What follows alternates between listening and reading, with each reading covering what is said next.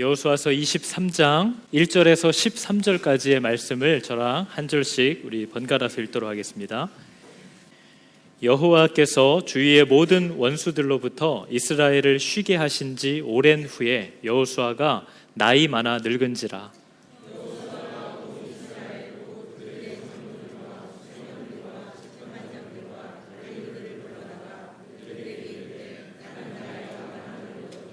너희의 하나님 여호와께서 너희를 위하여 이 모든 나라에 행하신 일을 너희가 다 보았거니와 너희의 하나님 여호와 그는 너희를 위하여 싸우신 이시니라.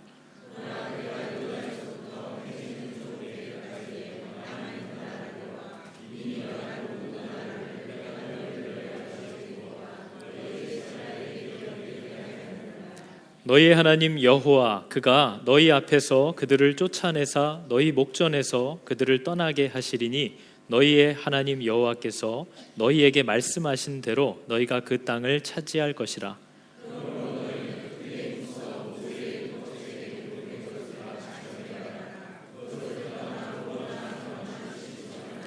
너희 중에 남아있는 이 민족들 중에 들어가지 말라. 그들의 신들의 이름을 부르지 말라. 그것들을 가리켜 맹세하지 말라. 또 그것을 섬겨서 그것들에게 절하지 말라.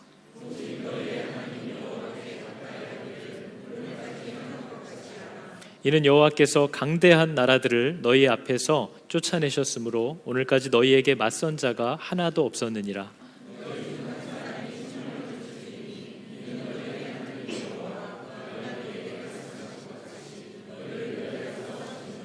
그러므로 스스로 조심하여 너희의 하나님 여호와를 사랑하라.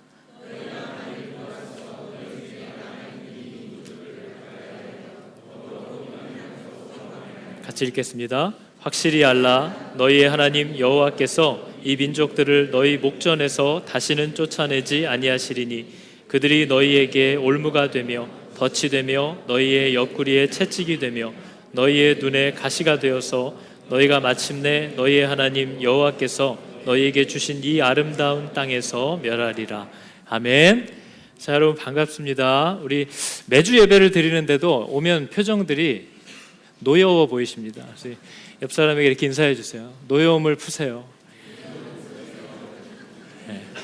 그래서 좀 풀려 보이면 메시지를 이렇게 전해 주십시오. 딴 길로 가지 맙시다. 자, 여러분 오늘 벌써 여호수아서 23장입니다. 이제 다 끝났죠. 어제까지 여호수아서는 다 끝났고 이제 빌립보서로 넘어갑니다. 여호수아서를 이제 마지막 쪽을 보니까요. 여호수아가 늙어서 유언을 남기는 모습을 이제 우리가 보게 됩니다. 근데 여러분 성경을 보면요. 이 여호수아서가 끝나면 바로 사사기로 들어가거든요. 근데 그 사사기 1장 1절은 다음과 같이 기록하고 있습니다. 여호수아가 죽은 후에, 그죠? 바로 여호수아가 죽은 후에 이제 이스라엘 자손이 여호와께 여쭈어 이르되 여호수아가 죽었다 하는 거예요. 근데 여러분 우리가 기억하실지 모르겠지만 여호수아서를 처음 시작할 때 여호수아서 1장 1절은 다음과 같이 되어 있습니다. 여호와의 종 모세가 죽은 후에 이렇게 되어 있어요. 그죠? 여러분 이 문장은 저와 여러분의 가정에 다 임할 말씀입니다. 우리가 죽은 후에, 이제 우리의 아들 딸들이 죽은 후에, 이것은 계속해서 어떤 사람도 피해갈 수 없는 말씀인 거죠. 근데 여러분은 이 날이 다가왔을 때에 어떠한 말을 자녀들에게 해줄 수 있을 거라고 생각하십니까? 여러 번 물어봤던 거잖아요. 유언을 남기라 하면요, 그 사람이 평생에 가장 중요하게 여겼던 것을 얘기할 거예요. 그 사람의 평생에 바라보고 의지했던 것, 야 이게 가장 중요하더라, 이게 제일 필요한 것 같더라 라고 그 사람이 정말 믿는 것을 마지막에 얘기하게 되어 있습니다. 마지막에 누가 뭐 가스레인지 불 껐냐 이런 얘기를 누가 하겠어요?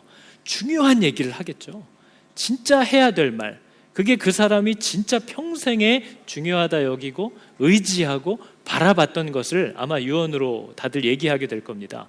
여러분은 유언을 하라고 그러면 뭘 남길까요? 여호수아도 유언 남기는 걸 보니까요, 야 이게 어떻게 얻은 땅이냐, 이렇게 어렵게 얻은 땅인데 니네 단디 지켜라, 이렇게 유언하지 않습니다. 혹은 하나님이 우리에게 주신 이 땅과 기업이 얼마나 복되냐. 이제 먹고 살만해졌는데 너네 싸우지 말고 받은 걸로 자족하고 만족하고 살아. 이렇게 얘기하지도 않습니다. 여호수아가 남긴 유언은 오늘 이 말씀이거든요. 23장 11절의 말씀입니다. 그러므로 스스로 조심하여 너희의 하나님 여호와를 어떻게 하래요? 사랑하라. 이게 유언이에요. 근데 여호와를 사랑하는데 가장 조심해야 될 건 누구예요? 너예요. 너는 스스로 조심해라. 그래서 여호와 하나님만을 사랑해라 이렇게 얘기하는데요. 저 말씀 앞에 보니까 하나님을 사랑하라고 얘기는 해요. 근데 이유가 있어요. 이렇기 때문에, 그러므로, 바로 이와 같기 때문에 너 여호와를 사랑해라 이렇게 얘기하고 있어요. 아마 제가 여러분들한테도 교회 다니시는 분들이면 그래도 양심적으로 정말 믿는 분들이라고 한다면 아마 자녀들에게도 너 예수 꼭 믿어야 된다, 너 신앙생활 잘해야 된다 이런 얘기는 해주실 수 있을 거예요. 그러나 그 이유가 뭐냐고 물어보면 여호수아처럼 저렇게 쭉 나올 수 있나요? 야, 하나님은 이렇게 해주신 분 아니냐, 그러므로 여호와를 사랑해야지 라는 얘기를 여러분은 할 수 있냐는 거죠. 여러분 자녀에게 너 교회 꼭 다녀라, 너 신앙생활 잘해야 돼. 왜? 이렇기 때문에 라는 그 근거가 여러분에게는 어떤 것이냐 하는 거예요. 확실히 있나요? 그럼 이러니까, 이렇기 때문에 너도 꼭 예수를 믿었으면 좋겠어 하는 그 이유가 확실히 있으시냐 하는 거죠.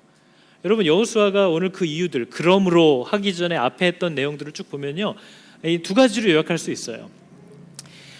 너희를 위하여 싸워주신 분이다. 그분이 너희를 위하여 그동안 끝까지 신실하게 싸워주셨다. 그리고 그분은 앞으로도 너희를 위하여 끝까지 싸워주실 분이다. 그러므로 너도 하나님을 사랑해야지. 그분은 너에 대하여 이렇게 신실하고 한결같았는데 그 얘기를 이제 하더라는 거예요. 여러분 이거는 꼭 기억하시기 바랍니다. 저희는 우리의 인생이 되게 힘들고 반복되는 싸움을 늘 싸우는 것 같거든요. 그리고 아무도 도와주지 않는 것 같고 아무도 알아주지 않는 것 같아요. 근데 하나님의 말씀은 분명히 뭘 얘기하냐면요, 하나님은 당신의 자녀들의 일이라면 득달같이 달려들어서 싸워주시는 분이라고 성경은 얘기합니다.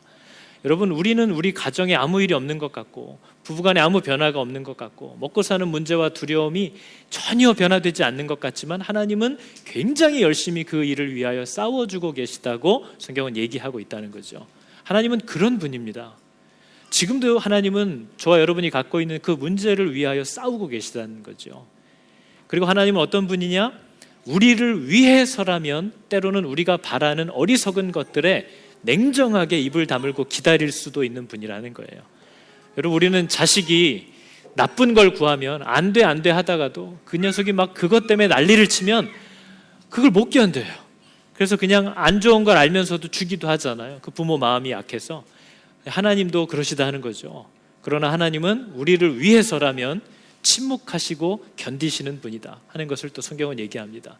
그분도 우리를 위해서 굉장히 싸우고 계시다 하는 게 성경 전체에서 우리에게 계속 얘기해 주시는 이제 내용이라는 거죠. 그래서 여러분 여호수아의 결론 유언은 뭐냐면요, 내가 살아보니까 하나님과의 관계만 확실하면 다 됐어 이 얘기를 하는 거예요. 너 하나님과의 관계만을 잘 점검해라. 그것만 확실하다면 된 거야. 그럼 다 된 거야. 이 얘기를 하더라는 거죠. 그래서 여러분 혹시 여러분의 사랑하는 가족들이, 자녀들이, 부모님이 하나님과의 관계를 잘 맺어가고 있다면 여러분 어떤 때에 하나님이 어떻게 여러분을 부르시든지 간에 그냥 아무 걱정하지 마시고 편히 가시기 바랍니다.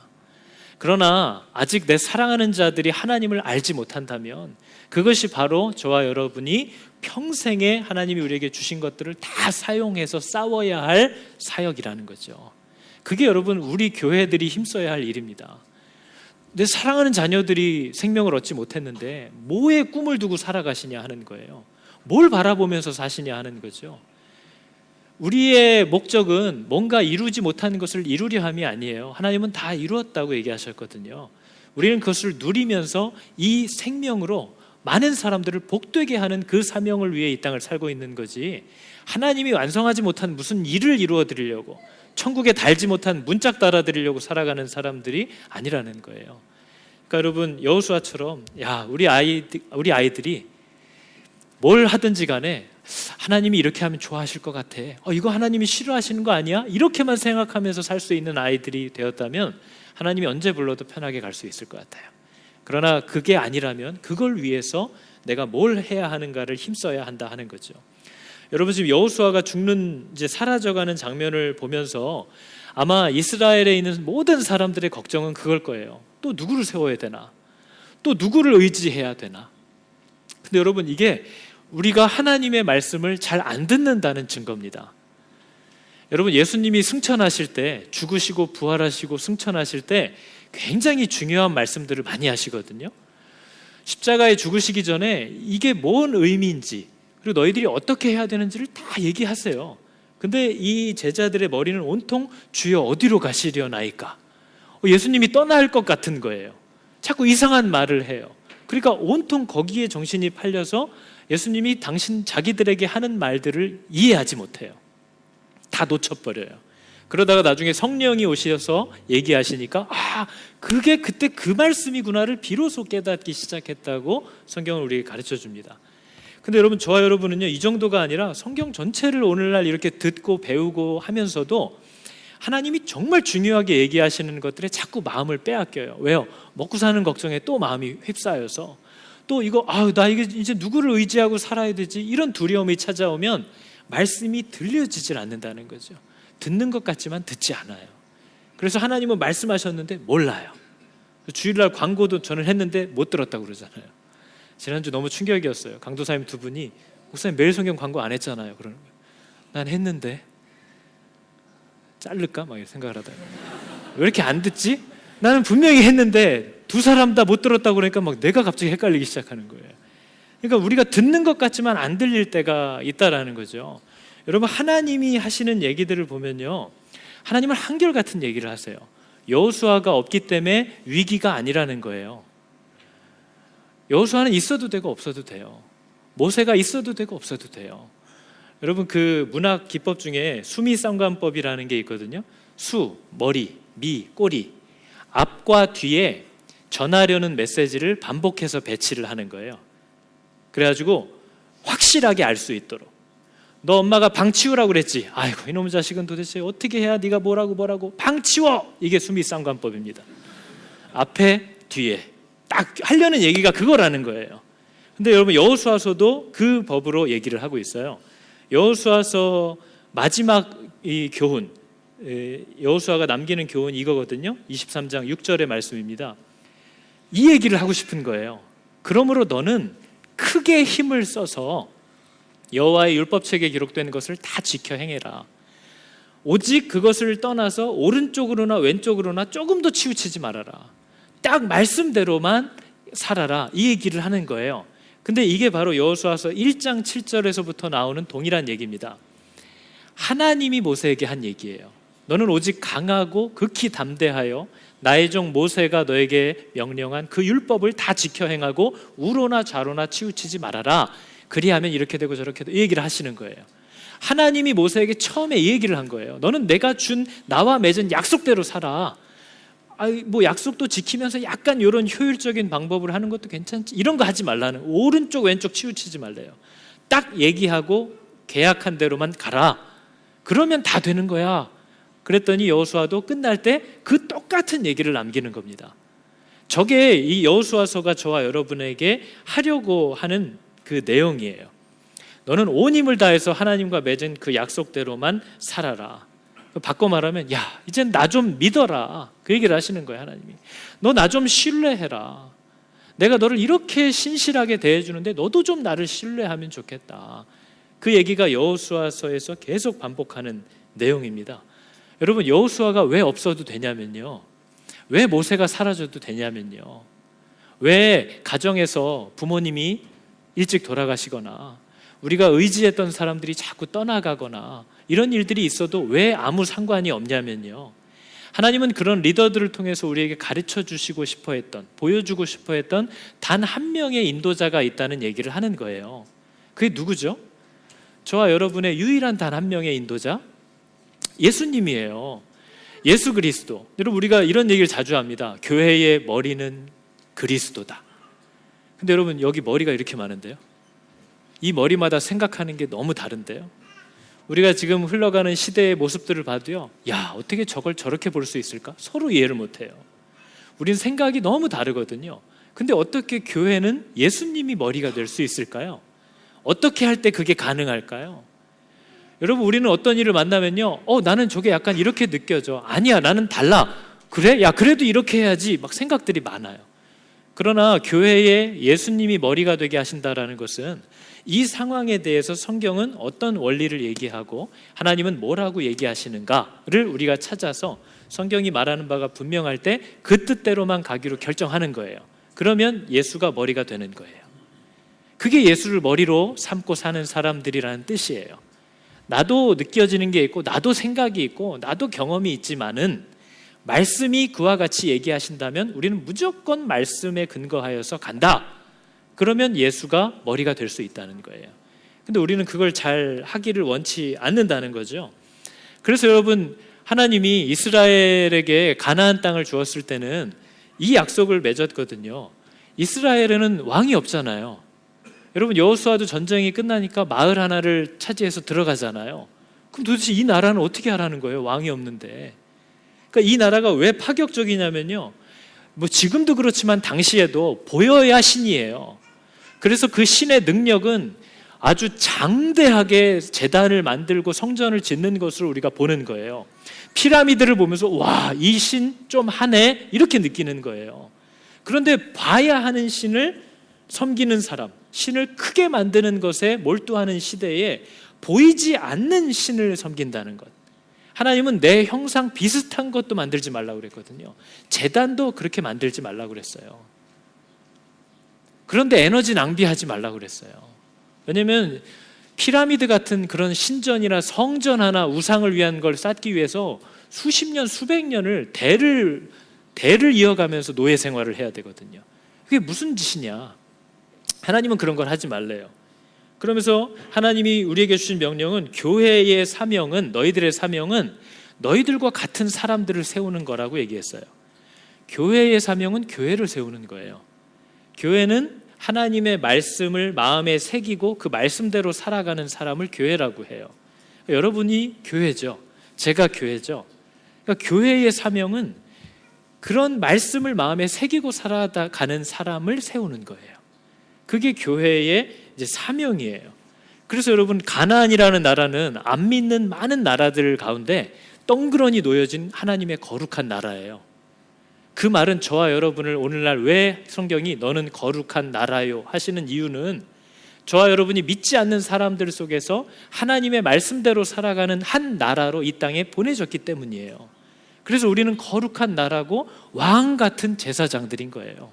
그래서 하나님을 모르는 사람들이 이 거룩한 나라인 이 사람을 보면서 하나님을 알게, 하나님을 느끼게 하라는 거죠. 그게 가나안을 주신 이유였고 오늘날 저와 여러분에게 이 건강과 생명을 주신 이유예요. 그게 교회라고 일컫는 거예요. 그런데 우리의 생각은 계속 엉뚱한 것으로 흘러간다는 거죠. 하나님이 이미 성경에 여러 번 강조했던, 교회는 그런 게 아니야, 그게 교회가 아니야 얘기했던 그런 교회의 구조와 체제만을 세우는 것에 아직도 몰두해서 살아요. 근데 여러분 보면 교회는 예를 들면 이런 겁니다. 여러분, 저희 교회가 여러분의 가정을 주관하지 않아요. 그죠? 제가 여러분의 가정에 뭘 하고 있는지 이런 걸 다 주관하고 이렇게 해라 저렇게 해라 하지 않잖아요. 왜냐하면 여러분의 가정은 누가 머리죠? 또 나요? 그러면 또 헷갈리는데. 예, 그 가정의 머리도 예수 그리스도잖아요. 그 말은 하나님의 말씀대로 살아가겠다고 한 그 사람, 그 사람이 그 가정의 리더가 되는 거예요. 교회의 일은요, 저 가정을 위한 여호수아들을 세우는 거예요. 그래서 여러분은 뭘 힘써야 하냐면요, 한번 생각해 보세요. 여러분, 교회를 볼 때에 야, 교회는 이래야 되지 않아? 교회라면 이렇게 해야지 하는 것들이 우리가 되게 많아요. 눈을 막 세모로 뜨면서 어떻게 교회가 저럴 수가 있어? 근데 그 교회가 바로 누구라고요? 그 교회가 바로 여러분이라고요. 제가 물어볼 거예요. 여러분 한번 보세요. 여러분은, 남편들은 아내와 마음을 같이 하여서 가정의 일들을 결정해 나가고 계신가요? 아내와 소통을 잘 하시나요? 그럼 교회에서도 늘 불만인 게 그거잖아요. 소통을 안 하냐고. 여러분 가정교회는 잘하고 계신가요? 우리 아내들은 남편과 늘 상의하면서 자녀를 키우고 남편과 상의하면서 살림들을 꾸려나가고 계신가요? 여러분, 가정은 저희 교회는 3개월에 한 번씩 재정보고를 합니다. 다음 주에 재정보고가 있죠. 여러분의 가정에 들어오는 재정은 여러분이 매달, 매년 하나님이 우리 가정에 이 교회에 얼마를 주셨고 우리는 이것을 어디에 얼만큼을 사용했는지, 우리 가정은 하나님이 우리 가정에 주신 이 돈을 성도답게 지출하고 있는지, 혹은 더 많이 주셨을 때는 특별한 목적도 없으면서 기분 좋게 의지할 수 있는 걸로 그냥 쌓아만 두고 있진 않은지, 하나님이 우리 가정에 주신 물질 중에 얼마를 이웃을 위해서 사용하고 있는지, 하나님의 나라를 위하여서는 얼만큼 지출되고 있는지, 하나님이 주신 물질은 교회는 이렇게 써야지 저렇게 써야지 하는데 우리 집에 들어오는 재정은 다 우리가 하고 싶은 거, 우리의 필요한 거, 우리의 만족을 위한 것만 쓰고 사는 것은 아닌지, 이런 것들을 여러분, 부부가, 가족들이 상의하면서 점검하고 건의하고 이렇게 보면서, 야, 지난달에는 너무 이거 우리끼리만 아무것도 안 하고 이러고 그냥 먹고 자고 놀고 저금만 하고 살았네, 이러면서 건의하고 질책하고, 그럼 다음 달 방향은 수정하고, 이렇게 하면서 여러분 가정을 꾸려가고 계신가요?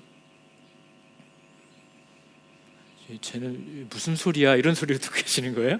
아, 교회는 하나님 거니까 하나님 뜻대로 써야 되고 우리 가정은 내 건데 내 마음대로 써야지, 이렇게 생각하고 계시는 건가요? 여러분, 교회에 갖다 대는 잣대와 가정에 갖다 대는 잣대가 다르다라는 것은 교회가 뭔지를 모른다는 뜻이에요.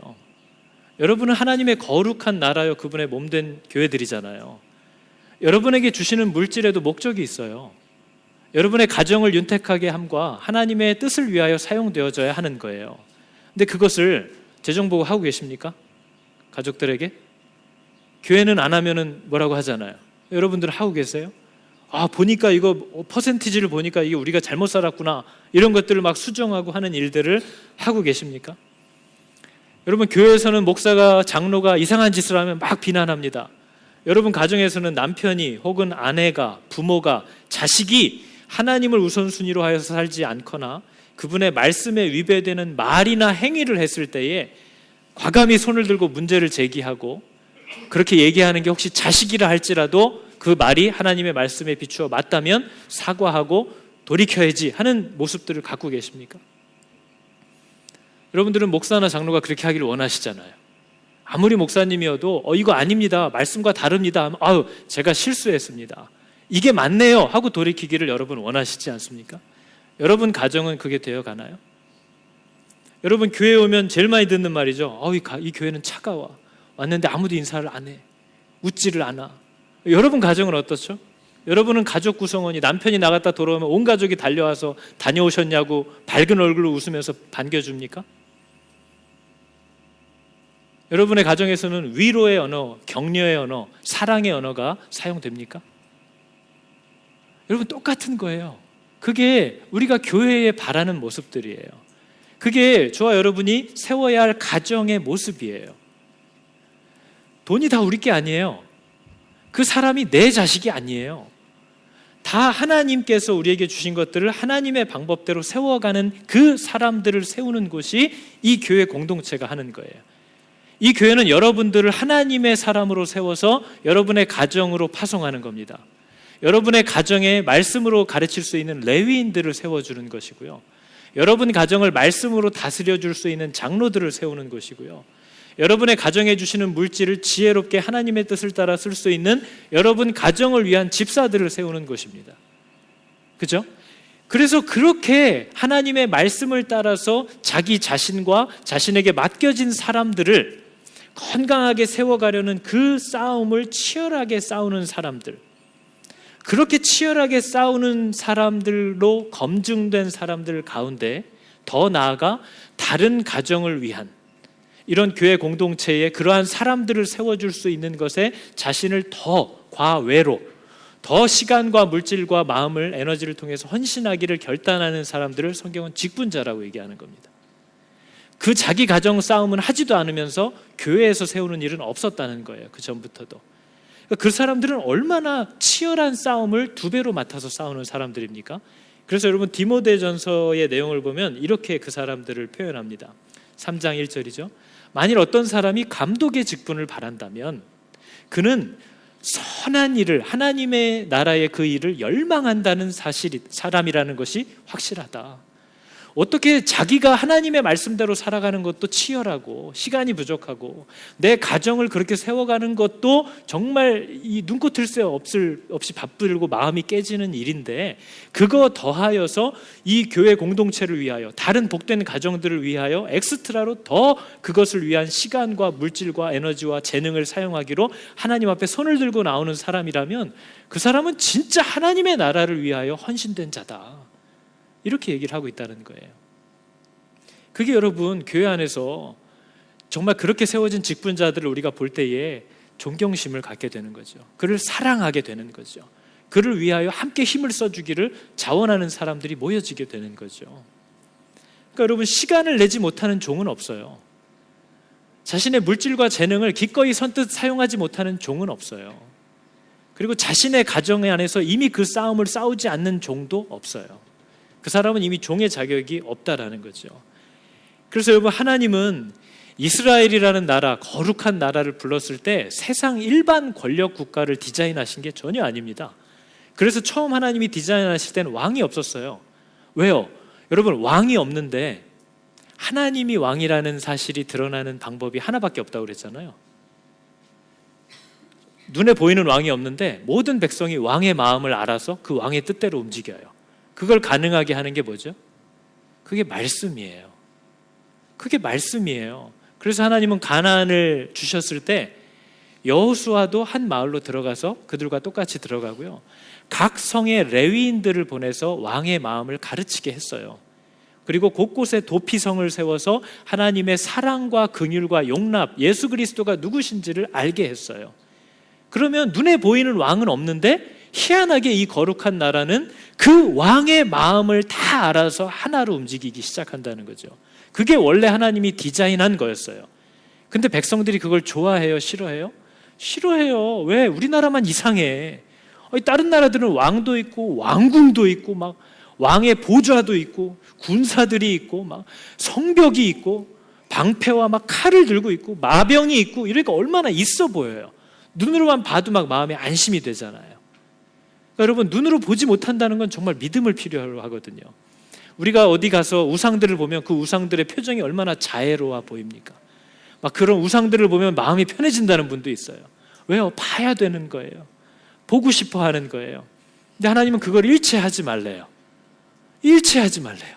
그랬더니 백성들이 마음이 불안해진 거죠. 그래서 왕을 달라 했던 게 다윗의 시대에 시작된 겁니다. 우리도 좀 왕을 달라, 우리도 좀 있어 보이게 살자, 우리도 좀 군사들이 여기 쫙 있어서 적들이 쳐들어온다고 해도 마음 좀 놓고 살아보자. 우리가 언제까지 하나님이 도와주실 거야, 이걸 믿고 불안불안하면서 살아야 되냐. 나는 그런 삶이 너무 피곤하다. 그래서 왕을 달라고 그랬대요. 그랬더니 여러분, 사무엘상 8장 7절에 하나님이 이렇게 평가합니다. 그들이 너를 버림이 아니요 나를 버려 자기들의 왕이 되지 못하게 합니다. 왕을 달라고 그랬더니 하나님이 사무엘을 이렇게 오히려 위로하는 거예요. 왜냐하면 여기 왕이 없거든요. 사무엘이 갑자기 와서 하나님이 이렇게 하라고 말씀하십니다. 하나님이 저렇게 하라고 말씀하신다. 하나님이 이것을 기뻐하지 않는다고 너희들을 혼내고 계시다. 이렇게 얘기하고 그걸 따라야 되니까 너 필요 없어. 왕을 줘라. 좀 우리가 예측 가능한 체계를 달라 이랬다는 거예요. 그랬더니 하나님이 사무엘에게 너를 버린 게 아니라 나를 버린 거다. 저들이 나를 버린 거야. 이렇게 얘기를 하시면서 그냥 그들이 원하는 대로 내버려 뒀대요. 그래서 왕이 생기기 시작한 거예요. 사울 왕이 처음 시작됐잖아요. 근데 여러분, 하나님이 궁여지책으로 주신 그 왕이라는 제도, 왕권 국가의 제도에 마지막으로 준 부탁은 이겁니다. 좋아, 원하니까 해주겠는데 그 대신 이렇게 해라. 너 내가 다스리는 것처럼 다스리는 왕이 되라. 이게 하나님이 그 왕에게 궁여지책으로 두 번째 제안으로 준 거예요. 내가 하나님이 다스리는 것처럼 나라를 다스리는 왕이 되려면 뭘 가지고 다스려야 되죠? 말씀을 가지고 다스려야죠. 근데 여기에 성공한 왕은 한 명밖에 없어요. 누구죠? 다윗밖에 없는 거예요. 다윗만 하나님의 마음에 합하게 나라를 하나님이 다스리는 것처럼 하나님을 두려워하면서 다스렸고 나머지는 다 꽝이었다는 거예요. 실패했다는 거죠. 여러분, 필라델피아 교회가 요한계시록에 보면요, 하나님이 교회들을 평가하는 내용이 나와요. 근데 필라델피아 교회의 특이한 점은 뭐냐면요, 계시록 3장 8절에 이렇게 나와 있습니다. 내가 너의 행위를 아노니 네가 적은 능력을 가지고도 내 말을 지키며 내 이름을 배반치 아니하였다. 필라델피아 교회는요, 적은 능력을 가진 교회였대요. 저 적은 능력이라는 단어가 헬라어로 미크란 에케이스 디나민이라고 되어 있거든요. 근데 그 뜻을 보니까 이런 뜻이래요. 능력이 거의 없다. 나 부른 줄 알았죠? 능력이 거의 없다. 뭐 할 수 있는 게 하나도 없다는 거예요. 왜냐하면 이때는 예수를 믿으면 지역사회에서 시장 활동도 못해요. 완전 나앉게 되는 거죠. 그러니까 사회적으로도 신분이나 지위가 낮고 먹고 사는 외적 형편도 형편없고 영적인 은사와 지식에 있어서도 변변치 못했다는 거예요. 그런 교회가 필라델피아 교회예요. 그런데 여러분, 이 교회가 칭찬을 받았어요. 희한하게. 아니, 돈도 없고 지위도 없고 능력도 없는 이런 교회가 뭘 할 수 있었어? 그게 바로 오늘날 우리들의 착각이라는 거예요. 세상이 딱 인정해주는 그런 것들이 하나님도 필요하시다라는 생각을 우리가 한다는 거죠. 근데 여러분, 이 적은 능력이 거의 없던 필라델피아 교회가 어떤 칭찬을 받았냐면요, 딱 이 한마디예요. 내 말을 지키며 내 이름을 배반치 않았다. 여러분, 이게 뭐냐면요, 하나님이 교회에 주신 본질이 있거든요. 교회는 이걸 하는 곳이야. 근데 그 본질에만 충실했다. 잘한 교회. 이렇게 되는 거예요. 근데 오늘날 이 땅의 교회들은 도대체 뭘 하려고 하는 걸까요? 교회는 사람들을 하나님의 말씀대로 살아가는 또 다른 충성된 사람으로 세우는 게 교회의 부름이란 말이에요. 그것만 하면 잘한 거예요. 교회로서 본질을 잘 지켜낸 거예요. 칭찬받을 거예요. 근데 오늘날 교회는 다른 거에 더 관심이 많아요. 여러분, 하나님은 계속해서 우리에게 뭔가를 요구하셨는데 우리가 이해를 못해요. 지금도 뭐 교회 본당이 있으면 좋겠고 사람이 많이 모여야 하지 않을까요? 뭐 찬양 인도자나 뭐 교사들이나 이런 인력들도 필요하지 않을까요? 이게 늘 우리의 호소예요. 이런 게 없어서 우리가 주의 일을 잘 못한다.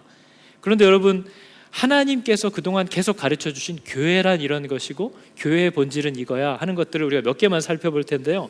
히브리서 9장 24절을 보면요, 이렇게 이미 얘기하고 있습니다. 그리스도께서는 원래 진짜의 것의 그림자일 뿐인 손으로 만든 성소에, 교회에 들어가지 아니하시고 바로 하늘에 들어가서 이제 우리를 위하여 하나님 앞에 나타나셨다. 하나님은 사람들이 손에 만든 것 안에서 뭘 하시는 분이 아니고요, 우리를 위하여 일하시는 분이래요. 우리를 만들어 가시는 분이래요. 그게 교회라는 것을 얘기하는 거예요. 계시록 21장 22절을 보면 이렇게 얘기합니다. 요한이 환상 중에 하나님의 나라에 갔거든요. 근데 그 하나님 나라의 성 안에서 보니까 교회가 없더라는 거예요. 성전을 보지 못했대요. 그 안에서. 이유는 주 하나님, 곧 전능하신 하나님과 어린 양 예수 그리스도가 교회였기 때문이래요. 아니, 하나님 나라에 갔는데 교회가 없어요. 예배당이 없어요. 이게 뭐지 했더니 하나님이 교회였어요. 예수 그리스도가 교회래요. 그래서 거긴 그렇게 만든 성전이 있지 않더래요. 사도행전 7장 46절에 스데반이 이런 설교를 합니다. 구약시대에도 다윗이 간청하여서 솔로몬이 그를 위하여 집을 지었느니라. 그러나 지극히 높으신 이는 손으로 지은 곳에 계시지 아니하시나니 선지자가 말한 바 주께서 이르시되 하늘은 나의 보좌요 땅은 나의 발등상이니 너희가 나를 위하여 무슨 집을 짓겠으며 나의 안식할 처소 니네가 지어놓은 곳에 내가 어디 들어가서 쉬겠느냐. 이 모든 것이 다 내 손으로 지은 것이 아니냐 하면서 이때 하나님이 한 얘기는 나를 위해서 집 지을 필요 없어. 내가 너와 네 후손들을 내가 들어가서 살 만한 집으로 만들어서 그들과 함께 살 거야. 이 얘기를 하신 거예요. 나는 너를 지을 거야. 나는 너를 세울 거야. 내가 들어가서 내 뜻대로 살 수 있는 그 사람을 나는 세워갈 거야. 이게 교회라는 것을 계속 얘기했다라는 거예요. 근데 여전히 우리는 오늘날 교회를 세워야 된다, 교회를 부흥해야 된다 하면 이거를 생각한다는 거죠. 여러분, 교회는 이 체계를 잡아가고 교회는 좌석을 갖춰가고 교회는 부서들을 나눠가고 있는데 저와 여러분의 가정은 부부간에 다 깨져가고 자식들도 방치되고 다 무너지고 있어요. 그걸 얘기하는 거예요. 하나님은 너를 세우고 네 자식들을 세우겠다고 했는데 그거는 다 제껴놓고 여기만 자리를 잡아가려고 해요. 관계는 다 깨져가고 여러분들은 말씀에서 벗어나고 있어요. 그 얘기를 하고 있는 거예요. 마태복음 26장 61절도 이렇게 얘기합니다. 예수님이 한 얘기죠. 사람들이 예수님을 이렇게 고소했습니다. 이 사람의 말이 자기가 하나님의 성전을 헐고 사흘 만에 지을 수 있다 하더라. 저게 이 교회를 얘기하는 건가요? 예수님의 몸을 얘기하는 거잖아요. 내가 죽고 사흘 후에 부활할 거다. 그걸 예수님이 뭐라고 표현했대요? 교회라고 표현했대요. 예수님이 교회예요. 그 예수님을 머리로 두었다고 고백한 저와 여러분이 교회가 된 거예요. 그렇기 때문에 오늘날 교회의 사명은 교회를 세우는 거예요. 그래서 여러분 아무 걱정을 할 것이 없는 게요, 하나님의 성령이 임하고 하나님의 은혜가 놀랍도록 임하면 어떤 일이 일어날까요? 교회가 점점 커지고 조직이 갖춰지고 이렇게 변할까요? 초대교회를 보면요, 성령의 은혜가 팍 임했더니 예루살렘 교회가 다 흩어져 버렸어요. 그럼 망한 거잖아요. 여러분, 성령이 임하고 하나님의 은혜가 임하면요, 사람들이 세워지기 시작해요. 교회 공동체라는 조직은 막 무너지고 핍박을 받고 난리가 나는데요, 하나님의 말씀을 마음에 새기고 그분을 뜻대로 따라 살기 시작하는 충성된 사람들이 수도 없이 일어나기 시작해요. 그게 은혜가 임한다는 증거예요. 여러분, 그러니까 교회는 나타날 수도 있고 없어질 수도 있어요. 저는 하늘그림교회가 몇 년을 더 있을지 저는 모르잖아요. 하늘그림교회가 없어졌다 하면 교회가 끝난 건가요? 교회가 망한 건가요? 하나님이 실패한 건가요? 이런 공동체는 나타났다 없어졌다 해요. 하나님은 불렀다 보냈다 모았다 흩었다 해요. 그런데 그 난리통에도 하나님의 사람들이 계속 세워진다는 거예요. 그게 우리가 교회 역사를 통해서 보는 거예요. 저는 예수 안 믿는 가정에서 태어났어요. 돌이켜보면 무슨 말씀이 되게 좋은 교회를 다녔다거나 체계적으로 교육을 받았다거나 한 적도 없었던 것 같아요. 청소년기를 보내면서. 그러나 하나님은 그 난리통에도 이런저런 상황 속에서도 당신의 사람들을 계속 세워가세요. 말씀의 사람들을 일으켜가고 있다는 거예요. 그게 우리 교회가 집중해야 될 거예요. 얼마나 다른 교회에서 밥을 열심히 잘하시던 분이 우리 교회에 왔는가, 이런 건 아무 상관이 없어요. 어떤 분이 왔는가, 누가 갔는가, 이건 가도 되고 와도 돼요. 모세가 와도 되고 모세가 죽어도 돼요. 여호수아가 이끌어도 좋고 여호수아가 죽어도 돼요.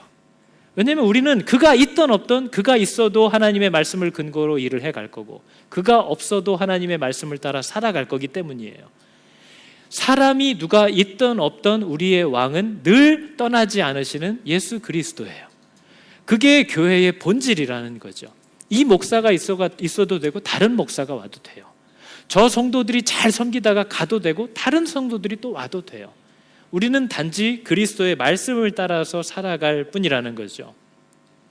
그렇기 때문에 여러분, 물질이 없어서 주님의 일을 할 수 없다, 나는 능력이 없어서 마땅히 도울 일이 없네요, 이것은 교회가 뭘 하는 데인지를 모르는 거예요. 밥 잘하는 분 뽑았습니까? 저희가 일 짜임새 있게 행사 구성하는 분을 원하는 겁니까? 사람들을 세우는 곳이에요. 말씀으로도 세우지만 내가 받은 바 사랑으로도 그를 세워줄 수 있어요.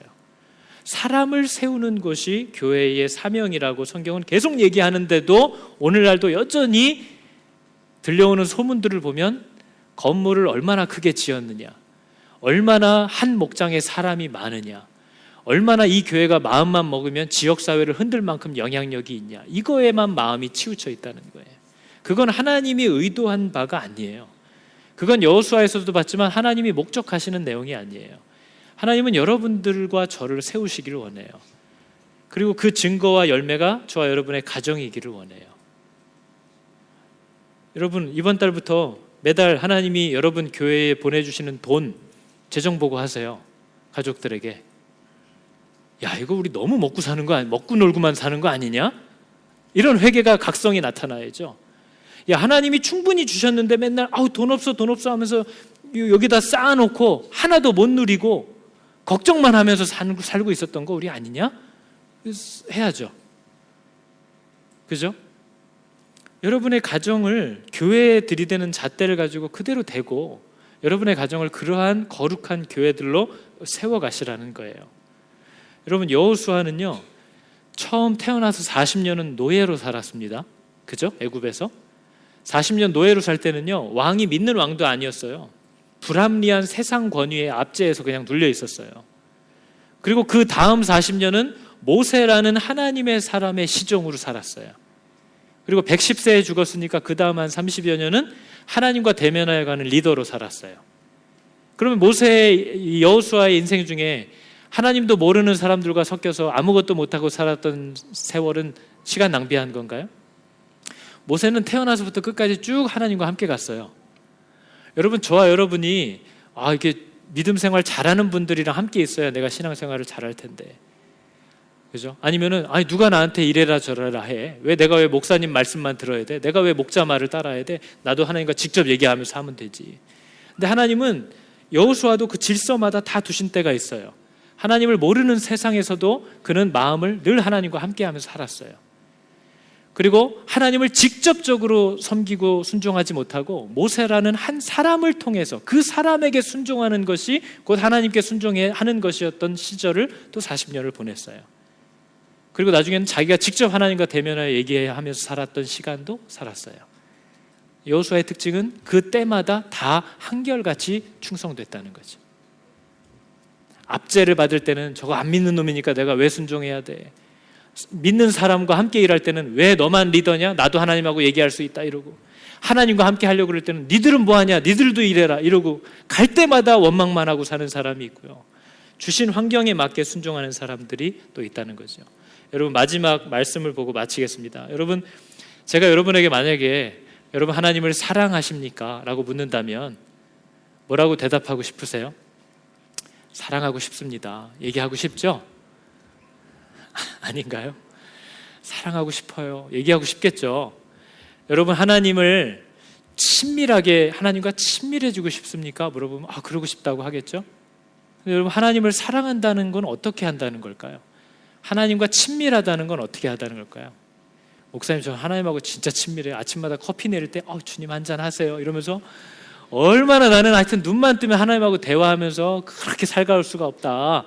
저녁 때 누울 때도 예수님도 여기 누우시라고 그래가지고 그날 있었던 이런저런 얘기도 하고, 난 이렇게 하나님을 사랑하고 친밀한다. 근데 여러분, 이 말씀은요, 하나님을 사랑하는 게 뭔지, 하나님과 친밀하다는 게 뭔지를 우리에게 정확하게 보여주는 내용입니다. 여호수아서 22장 5절인데요 보세요. 큰 글씨 보시면 여호와를 사랑하고 돼 있죠. 그 앞에 뭐라고 돼 있나요? 모세가 너희에게 명령한 명령과 율법을 반드시 행하여 너의 하나님 여호와를 사랑하고, 그에게 친근히 하는 건 어떻게 하는 거래요? 그의 모든 길로 행하며 그의 계명을 지켜 그에게 친근히 하고. 그러니까 여러분, 말씀은 안 지키면서, 말씀대로는 안 살면서, 이게 하나님이 제일 가증히 여긴다는 거예요. 하나님을 사랑하는 방법은 모세를 통해서 주신 하나님의 말씀대로 사는 것이 나를 사랑하는 거래요. 율법을 사랑하는 자라야 나를 사랑하는 자다.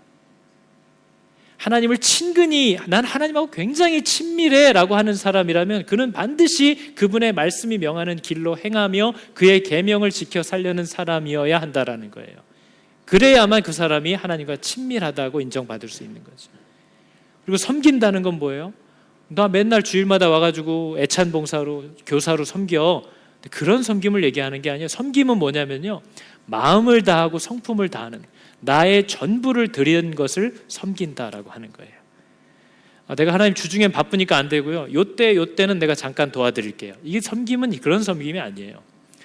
나를 주님께 다 드렸다 하는 게 섬김이에요. 그러니까 우리는 하나님이 얘기한 사랑과 다른 사랑을 갖고 있어요. 하나님이 얘기한 친밀함과 내가 이해하는 친밀함이 좀 달라요. 하나님이 나를 섬기라 한 것과 네, 주님을 섬길게요 하는 그 섬김에 굉장한 차이가 나고 있다는 거죠. 우리가 하나님을 잘 모른다는 거예요. 여러분, 여호수아가 마지막 자신의 유언을 남길 때 너 하나님을 사랑하라 라는 말은 우로나 좌로나 치우치지 말고 너 그분을 사랑하고 신뢰하면 그분이 말씀하신 대로만 가라 하는 거예요. 이게 여호수아서의 앞뒤에 강조되어 있는 분명한 내용입니다. 그게 바로 저와 여러분에게 주시는 내용이고, 이 말씀을 가지고 여러분들은 여러분의 삶의 자리로 가시라는 거죠. 세상으로 나가시라는 겁니다. 여기는 한 번씩만 오세요. 그리고 말씀을 배우러만 오세요. 그죠? 그리고 세상에 나아가서 여러분의 가정 안에서 그런 여호수아들로 사실 수 있기를 여러분 축복합니다. 우리 같이 기도하겠습니다. 하나님, 제가 자꾸 딴 길로 갑니다. 이 길이 하나님이 명하시는 길 맞다고 착각하면서 딴 길로 갑니다. 교회를 세우라 했더니 교회가 어떤 곳인지를 또 착각하고 딴 길로 갑니다. 나를 섬기라 했더니 여호와를 섬기는 것이 무엇인지를 또 이해하지 못하고 엉뚱하게 섬기기 시작합니다. 하나님, 하나님의 성령께서 우리의 마음과 눈을 열어주사 하나님의 말씀이 옛부터 끊임없이 반복하여 이야기해왔던 우리의 부르심이 무엇인지, 우리에게 주신 삶의 소명이 무엇인지를 바로 이해하여서 교회의 껍데기, 세상 가치관이 인정하는 모양들로 교회를 세워가기를 멈추고 하나님이 말씀하신 교회, 온갖 난리통에도 교회가 박살나고 믿는 자들이 잡혀 죽임을 당하는 순간에도 하나님의 사람들이 끊임없이 우후죽순 세워졌던 그 모습을 기억하게 하시고 성령께서 우리 교회에 은혜를 주사 이 교회에 모이게 하신 사람들이 하나님의 말씀을 마음에 새기고 말씀대로 살아가고 말씀대로 가족과 자녀들을 키우기 시작하는, 또 믿지 않는 세상에서 말씀의 사람으로 살아가는 그런 힘있는 복된 성도들 다 되게 하여 주시옵소서. 예수님의 이름으로 기도합니다. 여러분 같이 우리 찬양할 텐데요, 성령께서 우리에게 날마다 가르쳐 주시겠다 하는 약속을 주셨습니다. 근데 우리가 그것을 믿지 못하는 거죠. 믿지 못하기 때문에 또 우리의 방법대로 가기 시작합니다. 여호수아가 분명히 얘기했죠. 딴 길로 가지 말고 오직 하나님이 주신 말씀대로만 살아라. 오늘날 하나님의 말씀은 우리 앞에 있고 이 말씀을 우리 욕심대로 읽지 않도록 왕의 마음대로 이해할 수 있도록 도와주시는 분이 성령님입니다. 그래서 그 성령님보다 앞서지 않고 날마다 말씀 앞에 나아가 하나님께 물으면서 그분이 약속하신 대로 나의 삶을 인도해 주실 것이다 하는 신앙 고백을 가지고 살아갈 수 있기를 여러분 축복합니다. 우리 찬양하실 때 성령님 닫힌 내 마음을 열어주시고 주님의 빛으로 밝혀 날마다 우리를 인도하여 주십시오. 우리 고백하도록 하겠습니다. 오늘 이곳에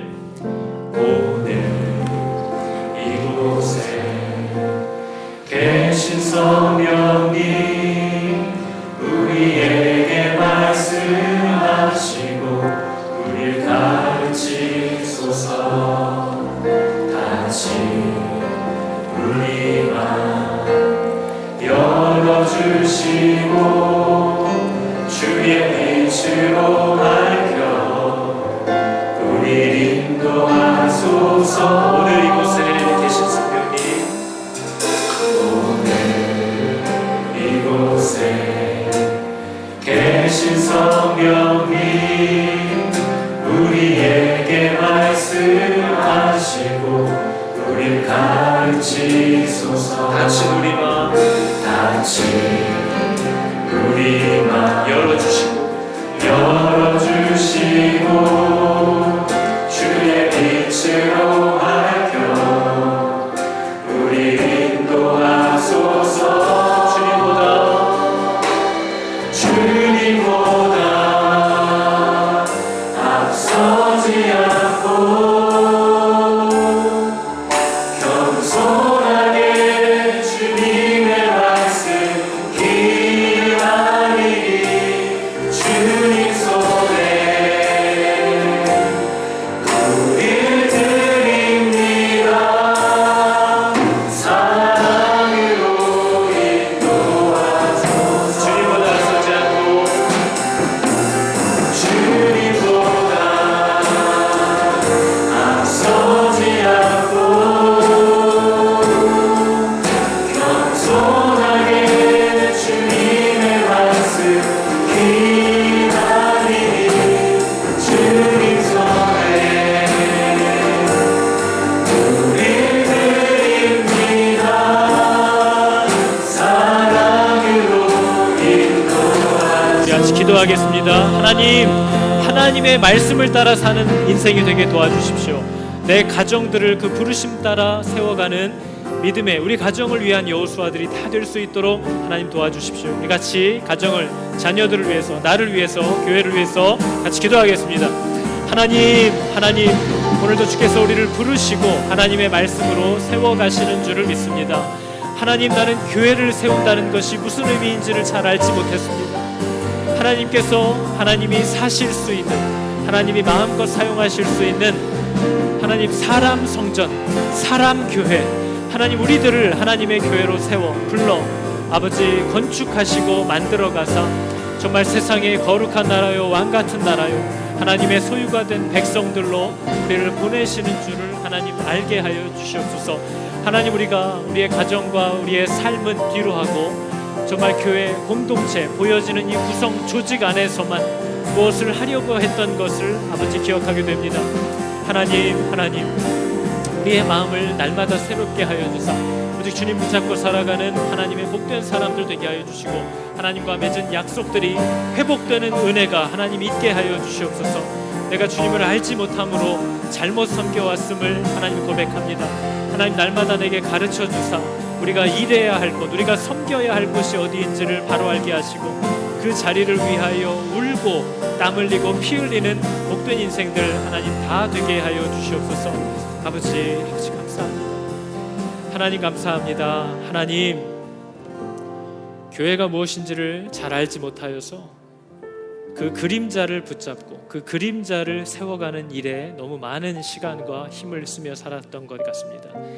하나님, 나를 하나님께서 마음껏 사용하시고 사실 수 있는 주님의 거룩한 교회로, 성전으로 주님 만들어 주시옵소서.